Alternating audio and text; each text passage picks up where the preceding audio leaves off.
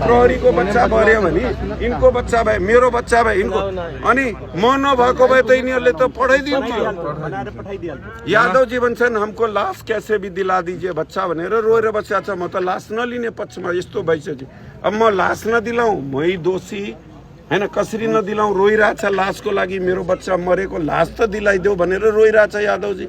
के गर्ने मैले लाश नदिलाउने दिलाउनु पर्यो। तर वास्तविकता के छ त्यो म उभिएपछि वास्तविकता भएर दिलाउनु पर्यो। म अहिले पनि भन्छु मेरो गल्ती होइन, मैले प्रहरीसँग झगडा गर्न खोजेन। तपाईहरुलाई पनि भन्छु जसले ढुङ्गा हान्छ त्यही प्रहरीलाई म भन्छु यसलाई कारबाही गर भन्छु। तपाईले ढुङ्गा हान्यो भने यो दोषी यसले हाने त्यो मै भन्छु तपाईहरुलाई। कोहीलाई नगर्ने यदि यो राज्यलाई हामीलाई मन पर्दैन भने पहिलो नागरिकता म यहाँ सिडिओ कार्यालय गाली छोडेर जान्छु। तपाईहरु पनि छोड्दिनु, हामी यो देशै छोड्दिनु, देशै छोड्दिने, नागरिकता छोडेर नागरिकै होइन ल। जुन देशमा न्याय पाउँदैन, मधेसीको बच्चा मर्यो भनेर अनि त्यहाँ चितवनमा रिपोर्ट चेन्ज गर्छ, भित्र भएको गोलीलाई गोली छैन अनि एकछिनपछि गोली छ भन्छ, त्यो देशमा किन बस्ने हामी? मैले त सिधा भनेको थिएँ म आन्दोलन रोकिदिन्छु, कुनै आन्दोलन हुँदैन, वाचा गरेर जाँदैछु।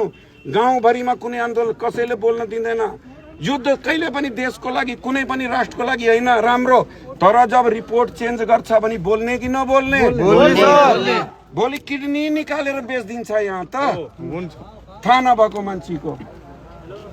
ल जाउँ हामी जाउँ, यो लासलाई हस्पिटलमा राखौँ, हस्पिटलमा राखौँ होइन, यसरी बिग्रिन्छ लास, हस्पिटलमा राखौँ।